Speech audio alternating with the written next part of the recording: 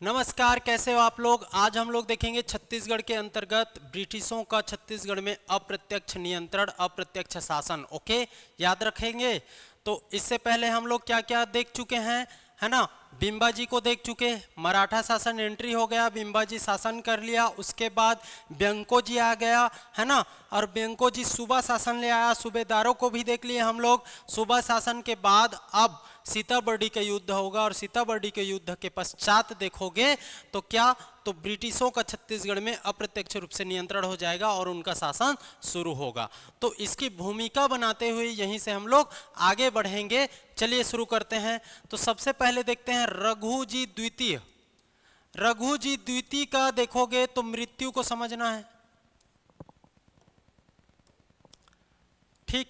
मृत्यु कब हुआ तो याद रख लो 22 मार्च को, 22 मार्च 1816। जब रघुजी द्वितीय का मृत्यु हो जाएगा 22 मार्च 1816 को, तो इसके बाद अगला शासक बनेगा परसो जी, ठीक है, परसो जी। अब ये परसो जी कौन है जानते हो ना, ठीक। तो परसो जी शासक बनेगा। अब ये परसो जी कैसा रहता है तो दुर्बल रहता है, दुर्बल रहता है ना, असक्षम रहता है, मतलब राज करने के लिए सक्षम नहीं रहता।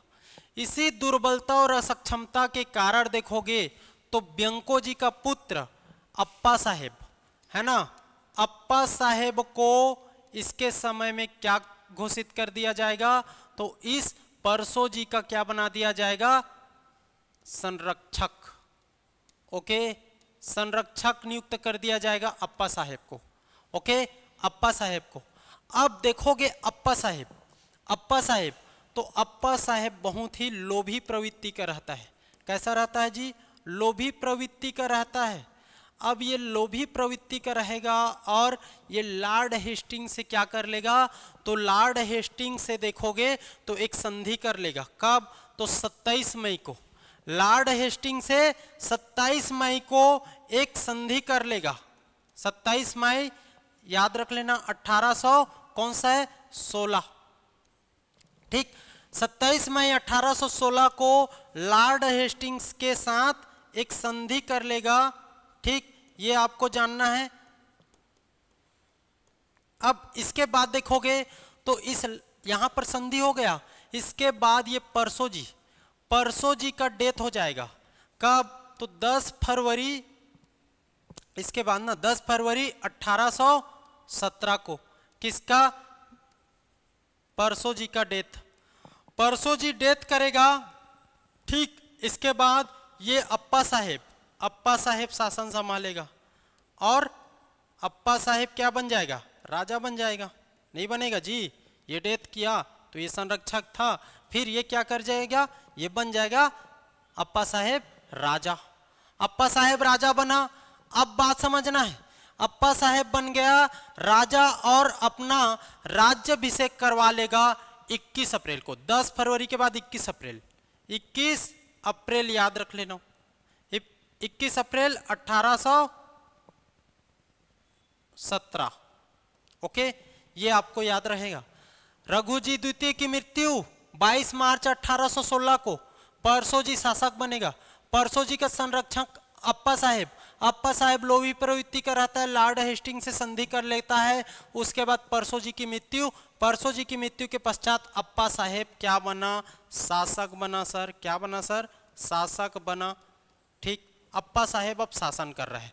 बात समझो, अप्पा साहेब शासन कर रहे हैं तो अप्पा साहेब क्या करेगा, 1817-18 में क्या होगा, तृतीय आंग्ल मराठा युद्ध होगा, है ना, तृतीय आंग्ल मराठा युद्ध होगा। ओके, आंग्ल मराठा युद्ध।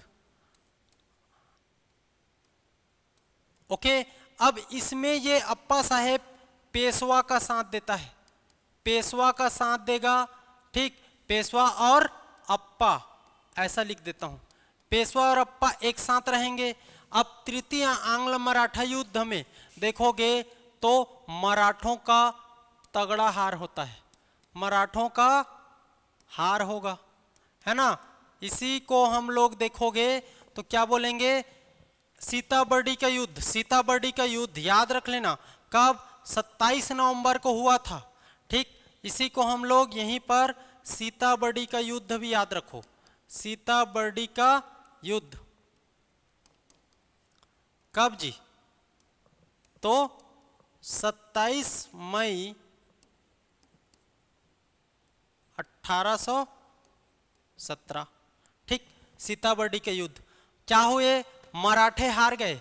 अब देखो मराठों का विरोध किया था ना अप्पा साहेब, अप्पा साहेब मराठों का विरोध किया था, तो अप्पा साहेब को क्या कर दिया जाएगा, उस समय के गवर्नर जनरल द्वारा अप्पा साहेब को अपदस्थ कर दिया जाएगा, है ना, अप्पा साहेब अपदस्थ। ठीक, याद रहेगा। अब अप्पा साहेब अपदस्थ, और ये क्या बोल देगा गवर्नर जनरल कि रघुजी तृतीय, रघुजी थर्ड, इस रघुजी थर्ड को क्या बना दो, गद्दी दे दो, राजकाज की गद्दी दे दो। लेकिन रघुजी थर्ड देखोगे तो क्या रहता है, अल्पवयस्क रहता है। कैसा रहता है, अल्पवयस्क रहता है। अब अल्पवयस्क है तो कैसे राजकाज संभालेगा, संभाल ही नहीं सकता। इसके लिए देखोगे तो इस समय फिर से मराठों के साथ एक संधि होगा, मराठों के साथ अंग्रेजों की संधि। ओके, अंग्रेजों की संधि होगा, और इस संधि में देखोगे तो ये अंग्रेज क्या बोलते हैं, देखो मराठे को तो हरा ही दिए हैं, तो बोलेंगे जब तक रघुजी थर्ड वयस्क नहीं हो जाते तब तक नागपुर पर हम लोग शासन करेंगे। ये लोग रेडी हो जाते हैं, ठीक है। और उसके बाद देखोगे तो 13 मई को आपका जेनकिंस, है ना, जेनकिंस को नागपुर की सत्ता संभालने के लिए बोला जाता है, नागपुर भेज दिया जाता है, ठीक है। नागपुर की सत्ता संभालने के लिए 13 मई को कौन चला जाएगा, जेनकिंस, याद रख लेना, रेजिडेंट बनकर नागपुर में सत्ता संभाल लिया। और 26 जून को, ठीक, ये 13 मई 1818 ना, इसके बाद 26 जून 1818 को क्या, तो रघुजी थर्ड को उत्तराधिकारी घोषित कर दिया गया। लेकिन अल्पवयस्क से वयस्क होते तक कौन शासन संभालेगा, ब्रिटिश लोग। और इसी आधार पर कहा गया कि छत्तीसगढ़ पहली बार, देखो समझ आ रहे हैं ना जी, समझते चलना ना, छत्तीसगढ़ पहली बार 1818 में क्या हुआ, तो क्या हुआ, ब्रिटिशों के नियंत्रण में आ गया, ब्रिटिशों के नियंत्रण में आ गया। बात समझ आ रही ना, ब्रिटिशों के नियंत्रण समझना है। एक बार मैं रिवाइज करा देता हूं शुरू से। रघुजी द्वितीय की मृत्यु 22 मार्च 1816 को। इसके बाद शासक बनेगा कौन, तो शासक बनेगा परसोजी। शासक कौन बना सर, तो परसोजी। परसोजी दुर्बल प्रवृत्ति का रहता है, सक्षम रहता है, ज्यादा लड़ झगड़ नहीं सकता, इस कारण इसका संरक्षक घोषित कर दिया जाएगा अप्पा साहेब। ये ब्यंको जी का पुत्र है। अप्पा साहेब लोभी प्रवृत्ति का रहता है और इसी कारण लॉर्ड हेस्टिंग के साथ संधि कर लेगा। उसके बाद देखोगे परसोजी का 10 फरवरी 1817 को मृत्यु हो जाएगा। मृत्यु पश्चात बनेगा कौन शासक, अप्पा साहेब। अप्पा साहेब शासक बना। 21 अप्रैल 1817 को इसका राज्याभिषेक होता है। राज्याभिषेक होगा अप्पा साहेब का। उसके बाद देखोगे तो तृतीय आंग्ल मराठा युद्ध होगा। आंग्ल मराठा युद्ध में अप्पा साहेब पेशवा के गुट में शामिल हो जाता है, जिसके वजह से अब देखोगे आंग्ल मराठा युद्ध में, सीताबर्डी के युद्ध में हारेगा, है ना, मराठा हार जाएंगे। मराठा हारे तो अप्पा साहेब को भी तो फर्क पड़ेगा ना। अप्पा साहेब को अपदस्थ कर दिए। रघुजी थर्ड को 26 जून 1818 को गद्दी पर बैठा दिया गया, राज्याभिषेक कर दिया गया। इसको याद रख लेना है, उत्तराधिकार घोषित कर दिया गया। ओके, ये आपको जानना। लेकिन इस समय ये है अल्पवयस्क। अल्पवयस्क सर तो कैसे होगा, तो अल्पवयस्क है तो मराठों के साथ संधि होगा और मराठे बोलेंगे, मराठों के साथ संधि होकर क्या? तो अंग्रेज बोलेंगे कि हम लोग जब तक ये वयस्क नहीं हो जाता थर्ड, रघुजी थर्ड, तब तक के लिए हम लोग नागपुर पर शासन करेंगे, ठीक, अप्रत्यक्ष रूप से। तो ये लोग रेडी हो जाते हैं और 13 मई जेनकिंस चला जाएगा, नागपुर की सत्ता संभाल लेगा। 26 जून को उत्तराधिकारी ये भी घोषित हो गया। अब संभाल रहे हैं कौन? तो कौन? ब्रिटिश लोग। ब्रिटिश लोग संभाल रहे हैं सर। ब्रिटिश लोग आ गए और ब्रिटिश लोग देखोगे तो ब्रिटिश लोग 1818 से 30 तक, है ना, ब्रिटिश सुप्रिटेंडेंट के थ्रू, ब्रिटिश सुप्रिटेंडेंट के थ्रू, ये 6 ब्रिटिश सुप्रिटेंडेंट होंगे। ब्रिटिश सुप्रिटेंडेंट के थ्रू देखोगे तो नागपुर पर शासन कर रहे हैं। अब नागपुर पर शासन कर रहे हैं तो छत्तीसगढ़ फिर भी शासन कर रहे हैं, इसको मान लो। तो नागपुर पर अब ब्रिटिश अधीक्षक रूल आ गया, इसको जानना है। अब सब ब्रिटिश अधीक्षक को हम लोग को पढ़ना है। ओके, तो सबसे पहले देखोगे तो कौन? एडमंड। पहले ब्रिटिश अधीक्षक के नाम याद कर लो। एडमंड एगन्यू, 6 हुए 6, ठीक है, एडमंड एगन्यू। इसके बाद हंटर सैंडिस विल्किंसन और क्राफर्ड। ओके, ये 6 ब्रिटिश अधीक्षक इस समय शामिल हुए थे, याद रख लेना, राज किए थे छत्तीसगढ़ पर। अब इन्हीं के द्वारा छत्तीसगढ़ पर कौन लोग शासन कर रहे हैं? ब्रिटिश लोग। देखते हैं एक एक को। एडमंड देखोगे, ठीक है, एडमंड देखोगे तो याद रख लेना, एडमंड कब से कब तक? तो 1818, कुछ समय तक ये शासन किया। 2 काम याद रख लेना, एक तो प्रथम ब्रिटिश अधीक्षक, प्रथम ब्रिटिश सुप्रिटेंडेंट। दूसरा देखोगे तो इसके समय में क्या हुआ था? डोंगरगढ़ विद्रोह हुआ था। डोंगरगढ़ विद्रोह हुआ था और इस डोंगरगढ़ विद्रोह का इन्होंने सफलतापूर्वक दमन किया था, ये आपको जानना है। दूसरा चीज देखोगे, है ना, तो ये दोनों हो गया। इसके बाद देखो एगन्यू, इंपॉर्टेंट है और क्वेश्चन यहीं से आता है। एगन्यू 1818 से 25 तक, 1818 से 25 तक ये शासन करेगा, इसको याद रख लेना। सबसे पहले तो ये क्या करेगा? तो राजधानी को परिवर्तित करेगा। राजधानी परिवर्तन, ओके, याद रख लेना। तो ये राजधानी परिवर्तन रतनपुर, रतनपुर टू कहां ले जाएगा? रायपुर। कब लेगा, है ना, कब ले गया? तो 1818 में। पूछता है राजधानी परिवर्तन कब किया गया? तो 1818 में। दूसरा क्या काम करेगा? तो ये परगनों को, उस समय विट्ठल राव के समय 27 परगने थे, 27 परगने, 36 को 27 कर दिया गया था ना, तो 27 परगनों को 8 परगनों में सीमित कर देगा, ठीक है, 8 परगने में सीमित कर देगा और एक नया परगना 9वां आएगा बाद में, 9वां बालोद, ठीक। परगना का मुखिया कामाविंसदार, उस समय चलता था ना कलचुरी काल में, वही चल रहा है, याद रख लेना। लेकिन अब कब कितना हो गया? 8 और बाद में 9वां बनाया गया, ठीक है, एगन्यू। और इसके समय में क्या काम हुए? तो जितने भी अवांछित कर थे, ओके, अवांछित कर, जरूरी कर नहीं थे ये लोग, है ना, अवांछित कर, उन सब करों को खत्म कर दिया गया। जितने भी अवांछित कर थे उनको खत्म कर दिया गया। और देखोगे तो इसी समय में अनियमित सेना का गठन किया गया। अनियमित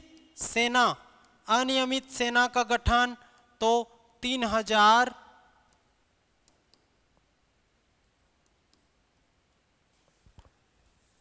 अश्व सेना लिख देता हूं, ठीक है, ये आपको जानना है।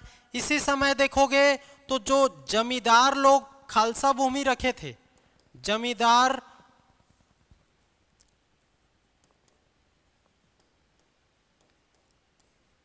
है ना, जमींदार का खालसा भूमि, इसको क्या कर लिया गया, अपने अंडर ले लिया गया। ठीक है, इसको याद रख लेना। अब खालसा भूमि क्या होता है समझो। खालसा भूमि ऐसी भूमि जो सुल्तान के अंडर आती थी, सुल्तान के अंडर आने वाली भूमि।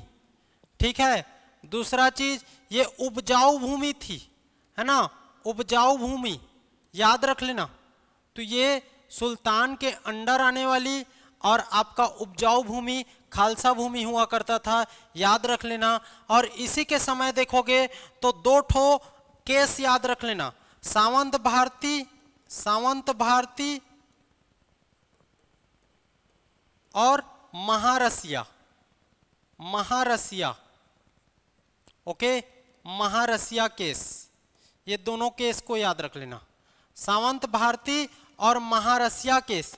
सावंत भारती केस और महारसिया केस याद रख लेना। तो सावंत भारती केस में बताऊं थोड़ा सा, तो सावंत भारती बोलोगे तो एक प्रकार का विद्रोही व्यक्ति था, और विद्रोही व्यक्ति के डर में यहां पर एगन्यू ने इसको क्या कर दिया गया, है ना, एगन्यू ने इसको क्या कर दिया, तो कैद कर लिया, है ना, ताकि अशांति न मचाए। महारसिया केस देखोगे तो ये नवागढ़ जमींदारी, नवागढ़, ओके, नवागढ़ जमींदार, इसके अंतर्गत ये शासक परिवार का था, शासक परिवार का था। और इनको महारसिया एक व्यक्ति था ना, नवागढ़ जमींदार के अंतर्गत, शासक परिवार के अंतर्गत एक व्यक्ति था जिसको अंग्रेज द्वारा 300 रुपया, है ना, 300 रुपये प्रति माह जीवन निर्वाह हेतु भत्ता दिया जाता था, जिसको बाद में बंद कर दिया गया। तो इन्होंने क्या हड़कंप मचा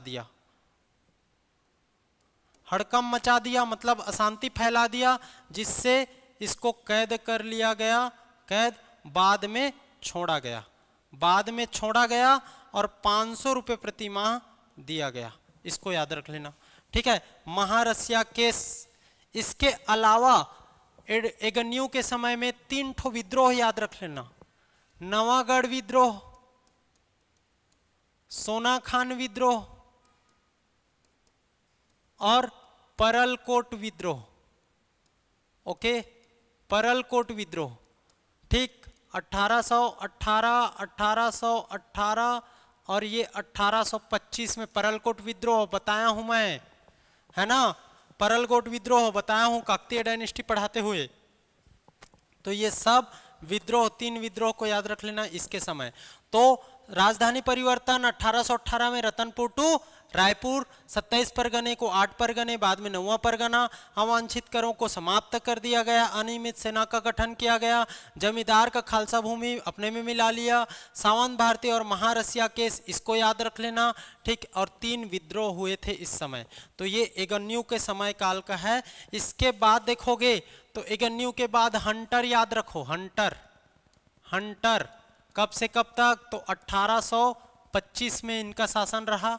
ठीक, अगला इसके बारे में कुछ नहीं जानना है। इसके बाद देखोगे सेंडिस याद रखो, सेंडिस देखोगे तो 1825 से 28 तक, कितने दिन, तो 25 से 28 तक शासन किया सेंडिस। याद रख लेना चौथे क्रम का क्या है, तो ब्रिटिश अधीक्षक है चौथे क्रम का, इसको याद रख लेना। इसके समय में देखोगे तो देखो, सबसे पहले तो इसके समय को समझो, तो याद रख लेना इसको सैनिक व असैनिक अधिकार दोनों प्राप्त थे, सैनिक व असैनिक अधिकार दोनों प्राप्त थे। ओके, याद रख लेना। ठीक है, इसी के समय में देखोगे तो डाक तार व्यवस्था शुरू हुआ, इसको याद रख लेना है। इसी के समय देखोगे तो अंग्रेजी कैलेंडर, है ना, अंग्रेजी में कामकाज भी शुरू हुआ। ठीक, ये आपको जानना है। इसके अंतर्गत देखोगे तो और 2 चीज याद रख लेना, 2 ठो ताहूतदारी, ओके, 2 ताहूतदारी बनाया गया। आपका देखोगे तो 1826 में लोरमी को ताहूतदारी घोषित किया गया, और 28 में देखोगे तो तरेंगा को 2 ताहूतदारी घोषित किया गया। अब ये देखोगे ताहूतदारी प्रथा क्या है, तो ताहूतदारी प्रथा क्या है, आप देखो गोटिया के अंतर्गत,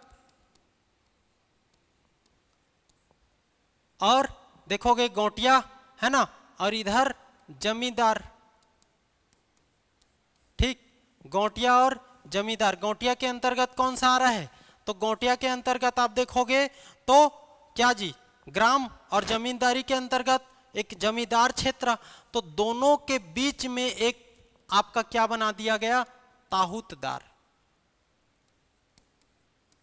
दोनों के बीच में क्या एक ठो बना दिया, एक व्यवस्था ताहूतदार का। याद रख लेना, ना वो जमींदार है ना गोटिया है, दोनों का बीच वाला स्थान ताहूतदार का होता है, यही ताहूतदारी है। और लोरमी और तरेंगा को ताहूतदारी घोषित कर दिया गया, याद रहेगा।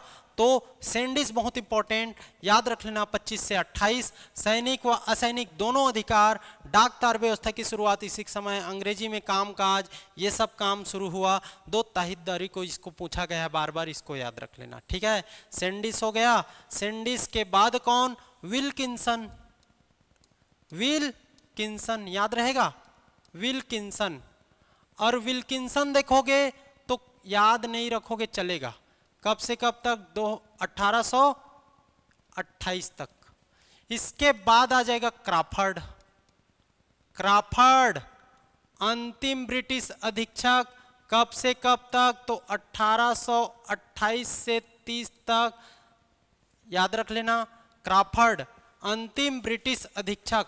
अब ये पावर ट्रांसफर करेगा, जो ब्रिटिशों के पास आ गया था ना, उसको फिर से भोंसलों को देगा और पुनः भोंसला शासन शुरू होगा, याद रख लेना। सत्ता हस्तांतरण, सत्ता हस्तांतरण। और इसी के समय देखोगे तो 2 ठो डेट याद रख लेना, 27 दिसंबर 1829, ओके। एक तो 27 दिसंबर 1829 और एक आपको याद रख लेना 6 जून 1830। इस समय अब फिर से क्या होगा, संधि होगा, मराठों और अंग्रेजों के बीच संधि होगा और मराठे बोलेंगे। अब देखो रघुजी थर्ड देखोगे तो वयस्क हो गया, इस समय तक वयस्क हो गया, और वयस्क हो गया तो मराठों और अंग्रेजों के बीच संधि, फिर से समझौता होगा कि आप पिछले संधि के तहत बोले थे कि जैसे ही मैं वयस्क हो जाऊंगा, क्या आप जो पावर है वो ट्रांसफर कर दोगे, तो करो। तो इसी के बीच याद रख लेना संधि, और संधि के फलस्वरूप 6 जून 1830 को क्या होगा, सत्ता हस्तांतरण होगा, सत्ता हस्तांतरित होगा, ट्रांसफर होगा, ठीक है, याद रहेगा ना। समझ आ रहा है जी।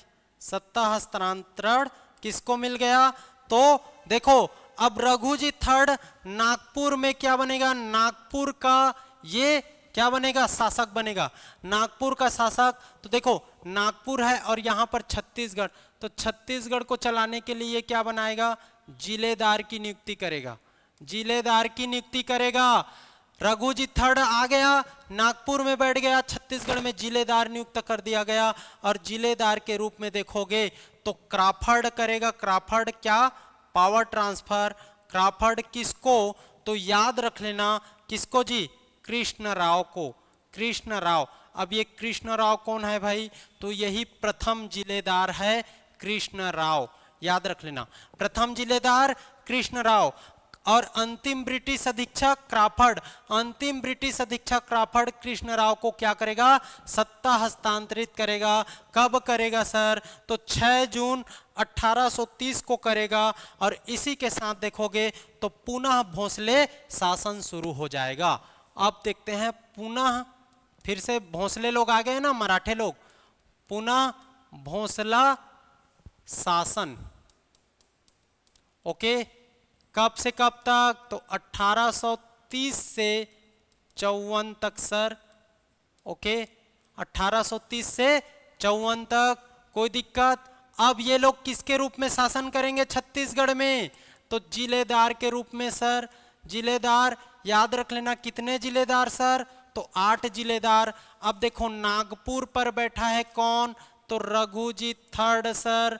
और छत्तीसगढ़ में कौन बैठा है सर, तो छत्तीसगढ़ में कौन जिलेदार नियुक्त हो गए सर। शासन कौन कर रहा है, रघुजीत थर्ड। किसके रूप में शासन कर रहे हैं, जिलेदार के रूप में। तो छत्तीसगढ़ में देखोगे तो 8 जिलेदार नियुक्त होते हैं। ओके, 8 जिलेदार, उसी का नाम याद करना है। तो कैसे याद रखोगे, कास दिस, कास दिस जी जी, ठीक, कास दिस जी जी। कास तो याद रख लो कृष्णराव, कृष्णराव अप्पा, ठीक। फिर ए से अमृतराव, अमृतराव, ठीक, इसको कृष्णराव करो, अमृतराव। फिर सदरुद्दीन,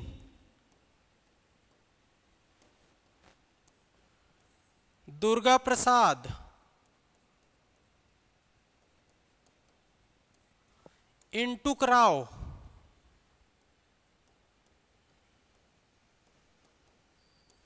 ठीक है, सखाराम बापू,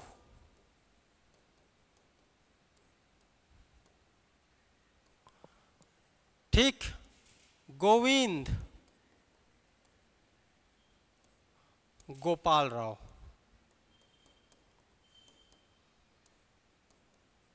ये हो गए अंतिम और ये हो गए प्रथम। ये पूछता है ना, सीक्वेंस पूछता है। तो छत्तीसगढ़ में प्रथम जिलेदार कौन, तो कृष्णराव, और अंतिम जिलेदार गोपाल राव। अब गोपाल राव लास्ट में ब्रिटिशों को फिर से, इसके बाद ब्रिटिश आ जाएंगे ना, तो ब्रिटिशों को ये पावर ट्रांसफर करेगा, यही गोपाल राव। उसमें अंतिम ब्रिटिश अधीक्षक किया था पहले जिलेदार को, इसमें अंतिम जिलादार करेगा उसके डिप्टी कमिश्नर को, याद रख लेना। तो ब्रिटिशों को, ओके, पावर ट्रांसफर। तो ये 8 याद रहेगा। 8 में कोई दिक्कत बताइए, कोई दिक्कत बताइए, समझ आ रहा है ना। कास दिस जी जी, कृष्णराव, अमृतराव, सदरुद्दीन, दुर्गा प्रसाद, इंटुकराव, सखाराम बापू, गोविंद राव, आपका गोपाल राव। 8 जन हुआ ना, 1 2 3 4 5 6 7 8, 8 जन। तो 8 जिलेदार होंगे। कब से कब तक, 30 से 54। शासन किसके, तो रघुजी तृतीय, याद रख लेना। अब रघुजी तृतीय इन 8 जिलेदारों के थ्रू देख रहे हो तो छत्तीसगढ़ में शासन कर रहे हैं। अब ये रघुजी तृतीय क्या क्या काम करेंगे, तो सबसे पहले देख लो सती प्रथा का उन्मूलन होगा। सबसे पहले सती प्रथा का उन्मूलन, याद रहेगा, सती प्रथा का उन्मूलन, याद रहेगा ना, सती प्रथा का उन्मूलन। दूसरा देखोगे तो आपका ठगी प्रथा, ठगी प्रथा या डाकू, डाकू, डाकू थे इस समय, डाकुओं का उन्मूलन, ओके, ठीक है, ये आपको जानना। और तीसरा देखोगे तो इस समय इंपॉर्टेंट बस्तर, बस्तर याद रखो, बस्तर में नरबली है ना, नरबली, नरबली पर रोक। ये 3 काम इसके समय में, पुनः भोसले शासन के समय में, याद रख लेना। पुनः भोसले शासन के समय में ये 3 काम को याद रख लेना। अब सती प्रथा का उन्मूलन तो सबसे पहले बंगाल में हुआ था 4 सितंबर को, 4 सितंबर 1829 को हुआ था। फिर बाद में छत्तीसगढ़ में भी देखोगे तो सितंबर 1831 को हुआ। सती प्रथा, सती प्रथा जानते हो ना, अपना पति कोई डेथ कर गए तो उसके साथ अपना भी उस चिता में लेट जाना, सती हो जाना, सती प्रथा। देख रहे हो कलचुरी काल में सब लोग, कई लोग सती प्रथा के मतलब जो प्रथा है उसको पालन किए हैं। ठगी प्रथा या डाकुओं का उन्मूलन देखोगे इस समय रघुजी थर्ड के समय में, तो देखो उस समय के डाकू लोग तो मुल्तानी लोग थे, एक्चुअल में मुल्तानी लोग थे। अब मुल्तानी लोग एक्चुअल में बढ़िया लोग थे, लेकिन शुरू में कोई भी डाकू नहीं पैदा हुआ रहता है, याद रखिएगा, वो हालात बना देती है। अब ये समय देखोगे तो एक समय याद रख लेना, कौन से समय में, तो अकबर के समय में, ठीक है। अकबर के समय में क्या हो जाता है, अकाल पड़ जाता है। अकबर के समय में, इसी समय ना, अकबर के समय में अकाल पड़ जाए रहता है, इसी समय नहीं है, ठीक। अब अकाल पड़ गया और उस समय ये टैक्स चुकाने बोलेंगे। अरे अकाल है, टैक्स कैसे चुका पाओगे, तो भाई ये टैक्स नहीं चुका पाते, है ना, टैक्स नहीं चुका पाएंगे, जिसके फलस्वरूप इनको प्रताड़ित किया जाएगा, प्रताड़ित किया जाएगा, टैक्स नहीं पटा रहे हो करके।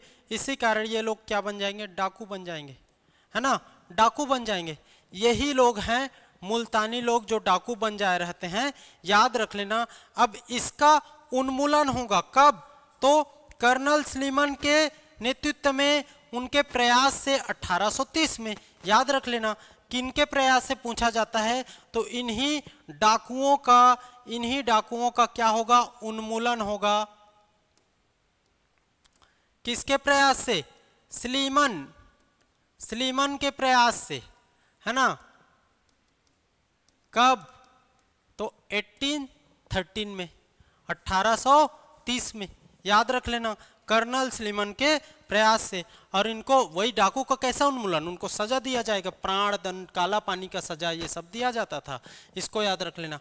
अब देखोगे सबसे इंपॉर्टेंट, तो बस्तर में नरबली पर रोक, तो ये किससे संबंधित है, बता दो, मेरिया विद्रोह, है ना, मेरिया विद्रोह पढ़ाया हूं ना। अब ये नहीं बताऊंगा मेरिया विद्रोह क्या है।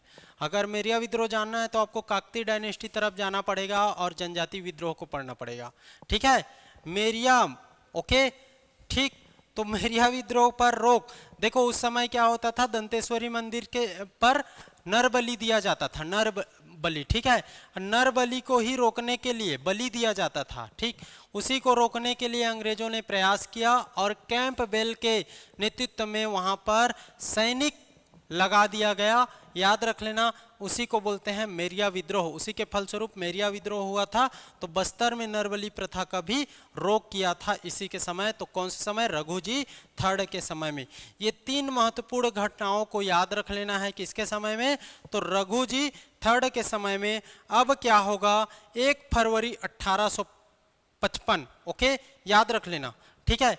1 फरवरी 1855 पावर ट्रांसफर होगा। लेकिन उससे पहले एक चीज और जान लो, क्या जानना है बताओ तो। देखो उससे पहले एक चीज और बता देता हूं, इसको इस कलर में ले लेते। अब देखो 11 दिसंबर 1853 को देखोगे तो रोग से ना, बीमारी से रघुजी थर्ड का क्या हो जाएगा, मृत्यु हो जाएगा, ठीक। 11 दिसंबर 1853 को रोग से पीड़ित होकर के रघुजी थर्ड का क्या मृत्यु। रघुजी थर्ड कौन, तो निसंतान, कोई संतान नहीं। अब इसी समय देखोगे 1853-4 के समय में आपका पूरे देश पर राज कर रहा है कौन, तो डलहौजी, है ना, डलहौजी, याद रख लेना, ठीक। दिल्ली में डलहौजी बैठा है। अब डलहौजी एक ठोड़ नीति लेकर आता है इस समय, क्या, हड़प नीति, इसी को बोलते हैं डॉक्ट्रिन ऑफ लैप्स, या इसी को बोलते हैं व्यपगत सिद्धांत। तो इस नीति के अंतर्गत क्या होता है, तो ऐसे राज्य जिसके एक्चुअल उत्तराधिकारी नहीं है उसको ब्रिटिश में मिला लिया जाएगा। तो देखो यहां पर एक्चुअल उत्तराधिकारी खत्म, निसंतान है, कोई पुत्र नहीं, कौन उत्तराधिकारी बनेगा, तो यहां पर ये नागपुर किस में शामिल हो जाएगा, इस नीति के अंतर्गत देखोगे तो ब्रिटिशों में शामिल हो जाएगा। और इसी अंतर्गत ये रघुजी थर्ड की मृत्यु के बाद देखोगे तो नागपुर को ब्रिटिशों में मिला लिया गया। और नागपुर को जब ब्रिटिशों में मिला लिया गया, फिर देखोगे तो 1 फरवरी 1855, याद रख लेना, 1 फरवरी 1855 को कौन जिलेदार अंतिम जिलेदार कौन जी? गोपाल राव। गोपाल राव क्या करेंगे? पावर ट्रांसफर कर देंगे किसको? तो चार्ल्स इलियट को। चार्ल्स इलियट को याद रख लेना। और ये चार्ल्स इलियट देखो, अब देखो ये नागपुर, नागपुर और ये छत्तीसगढ़, नागपुर और ये छत्तीसगढ़। नागपुर में देखोगे तो यहाँ पर ये इसको मिलाएंगे ब्रिटिश में तो छत्तीसगढ़ भी तो मिल जाएगा ना जी। तो छत्तीसगढ़ में डिप्टी कमिश्नर, ओके, और नागपुर में बना देते हैं कमिश्नर। याद रहेगा, डिप्टी कमिश्नर नागपुर में, सॉरी छत्तीसगढ़ में, और कमिश्नर नागपुर में। कमिश्नर बनेंगे कौन? मिंसल, मिंसल, याद रहेगा। और डिप्टी कमिश्नर बनेंगे कौन? Elliot, Elliot. इस तरीके से पुनः भोंसले शासन भी खत्म। अब आ जाएंगे डायरेक्ट रूप से कौन लोग? ब्रिटिश लोग। कोई दिक्कत बताइए, कोई दिक्कत? तो इसको जान लेना है, ओके। इस प्रकार आप देखोगे तो अंतिम जिलेदार गोपाल राव ने इलियट को क्या किया था? सत्ता हस्तांतरित किया था, पावर ट्रांसफर किया था, ओके, याद रख लेना। कोई दिक्कत? ठीक। कमिश्नर मिंसल बनाए गए, डिप्टी कमिश्नर छत्तीसगढ़ में कौन? तो इलियट बनाए गए, चार्ल्स इलियट। याद रहेगा, यहां से शुरू होगा ब्रिटिश शासन। अब कौन लोग आ गए? ब्रिटिश शासन। समझ आया कि नहीं? ये आपको जानना है। अब इधर ब्रिटिश शासन पढ़ेंगे। तो आज के लिए इतना ही करते हैं। एक अनाउंसमेंट के साथ इस क्लास को हम लोग कंप्लीट करेंगे सर। ठीक, तो देख लेते हैं। ये है सर, सीजीपीएससी नॉलेज इंस्टीट्यूट में देखोगे तो अभी एडीओ का बैच चल रहा है, ओके।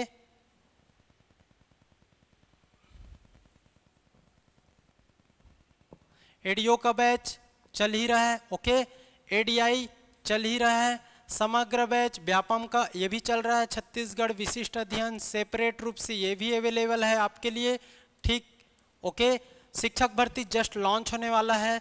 पीएससी मेंस प्री ये भी चल रहा है। साथ ही साथ अभी लॉन्च होने वाला है आबकारी आरक्षक।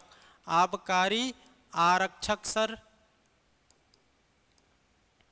है ना, ये लॉन्च होने वाला है जस्ट। साथ ही साथ देखोगे टेस्ट सीरीज भी इन सब का अवेलेबल हो जाएगा, जिसमें मुख्य रूप से एडीओ और एडीआई का अभी मिल जाएगा। ये आपको जानना है। इन सब में किसी भी में आपको इनरोल होना है, रजिस्टर होना है, या कोई भी कोर्स को खरीदना है तो आपको कॉल करना पड़ेगा इसमें, ठीक। ये नंबर दिया गया है, इस नंबर पर कॉल कर लीजिए, या प्ले स्टोर पर जाकर सीजीपीएससी नॉलेज एप्लीकेशन को डाउनलोड कर सकते हो। यूट्यूब चैनल पर जाकर सीजीपीएससी नॉलेज के यूट्यूब को आप सब्सक्राइब करके सारे वीडियोस देख सकते हो, ठीक है। टेलीग्राम पर भी ज्वाइन हो सकते हो, जिससे आपको अपडेट मिलता रहे, नोटिफिकेशन मिलता रहे कि कब क्या हो रहा है, ओके। तो ये सब ऑनलाइन ऑफलाइन दोनों मोड में अवेलेबल है। इस पर ज्वाइन करना चाहते हो तो जल्दी से जल्दी कॉल कर लो, ठीक। आप लोग को समझ आ गया होगा आज हम लोग ने क्या क्या दिखा। तो छत्तीसगढ़ में अप्रत्यक्ष ब्रिटिश शासन और पुनः भोंसले शासन 1854 तक हम लोगों ने कवर कर लिया है। इसके आगे हम लोग आगे के वीडियो में देखेंगे, ठीक है। तो आज के लिए इतना ही। आप सब पढ़ते रहिए। Thank you.